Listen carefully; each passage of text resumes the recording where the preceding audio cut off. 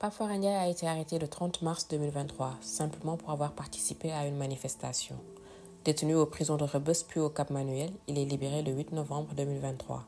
Il revient sur son expérience carcérale et plaide pour la justice et des réparations envers les victimes de détention arbitraire et violences policières commises durant les manifestations. J'ai été arrêté le 30 mars suite au procès concernant Mame Mbaye Niang et Ousmane Sonko. On a été arrêté aux abords de son domicile avec les leaders du parti qui étaient là-bas et les députés qui tenaient une conférence de presse. Les forces de l'ordre nous ont trouvés là-bas, prétextant qu'il est interdit de se réunir. Et ils nous ont commencé à gazer, donc ils ont commencé aussi à arrêter les gens. Bon, comme motif, nous avons été chargés comme manifestation non autorisée, trouble à l'ordre public et ayant causé des dommages et biens. Donc c'est les motifs que nous ont collés. Et avec aussi, on a eu notre mandat de dépôt le 7 avril, et puis on a été libéré le 8 novembre. Entre Rebeuss et le Cap Manuel, Pape Fara constate la surpopulation carcérale, la mauvaise alimentation et les difficultés liées aux visites des proches. C'est des conditions très inhumaines. Donc, je ne dirais pas pour les détenus politiques, mais pour l'ensemble des détenus qui vivent là-bas au jour le jour, puisqu'il y a beaucoup de détenus qui ont fait plus d'un nombre d'années incalculable, plus de 5 ans, 6 ans, donc ils vivent dans des conditions vraiment inhumaines. Il y a l'insalubrité, il y a le problème de l'alimentation, il y a le problème de la surpopulation carcérale au niveau des chambres, puisque on peut voir une chambre qui fait même pas 50 mètres carrés, 60 mètres carrés, et plus de 100 personnes qui vivent au jour le jour. Il y a des chambres où tu peux voir 200, 300 personnes, comme les chambres 3 et 4, avec des conditions vraiment très, très, très désastreuses, une douche commune. Donc, il y a le problème de l'eau. Donc, tout ça, là, les prisonniers font face à ces problématiques au jour le jour. Moi, quand j'ai été à Rebeuss, j'ai été à la chambre 14. Donc, pour mes premières nuits, je suis resté debout toute la nuit, de 22h à 6h du matin, avant de prendre la place des autres, puisque après l'appel, à 6h, on rentre.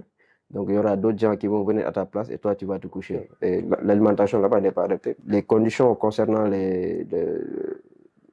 pour préparer ou bien les conditions concernant la conservation des aliments, donc ne sont pas conformes, quoi. Si tu n'as pas, par exemple, des gens, tes parents qui te font entrer de quelque chose à manger, donc tu risques de t'adapter à la situation actuelle. On a droit à des visites, mais bon, là-bas aussi, c'était des conditions vraiment inhumaines, puisque tu vois un parent venir pour te rendre visite, mais il passait là-bas toute la journée, puisqu'à un certain moment, les prisons étaient débordées. Je me souviens un jour, ma mère était venue là-bas pour me voir, mais on s'est même pas vu. Et il y a eu aussi d'autres détenus qui ont subi le même sort que moi. Si c'est à Rebeuss, comme que c'est une grande prison, les cours, ça s'alterne. Donc, il y aura des cours de 9h à midi, ensuite, après l'appel. Donc, vous ne sortez que le lendemain à 15h. C'est des choses auxquelles les détenus tiennent beaucoup, puisque enfermer une personne dans une prison, ça, bon, c'est pas facile, quoi. Il va falloir peut-être être dans une situation un peu critique pour que les gens ou bien les gardes pénitentiaires puissent statuer sur ton cas et t'amener aussi à l'infirmerie, puisque avoir accès à ce service-là, c'était difficile. Il y avait un nombre incalculable de détenus qui allaient là-bas tous les jours. Donc, et les gardes devraient gérer tout ça et redoubler aussi de vigilance par rapport aux détenus, puisque dans chaque secteur, il y avait au moins 3 à 4 gardes qui assuraient la sécurité et la responsabilité de tous les détenus. L'accès aux soins et la prise en charge devrait être revu par l'administration pénitentiaire, puisque en étant là-bas, moi j'ai pu aller à l'infirmerie 2 fois, mais bon, c'est les petits médicaments, des paracétamol qu'on vous donne, donc voilà, donc c'est les mêmes médicaments qu'on vous donne, et cela ne vous permet pas de vous soulager. Le 20 février 2024, la ministre de la Justice, garde des Sceaux, réfute en pleine conférence de presse la présence de mineurs à la maison d'arrêt de Rebeuss. Pape Farah témoigne du contraire. Sous le droit international, la détention des enfants doit être évitée et n'avoir lieu qu'en dernier ressort, et pour une durée aussi courte que possible. Il y avait une chambre mineure là-bas. Ils étaient un nombre de 15. Donc, par la suite, ils ont été libérés au bout de quelques mois. Mais il y en a d'autres mineurs qui sont restés là-bas. Donc, on était obligé d'assister ces mineurs-là, donc de les encadrer, puisque le milieu carcéral est un milieu très, je dirais pas dangereux, mais c'est un milieu qui peut vous influencer.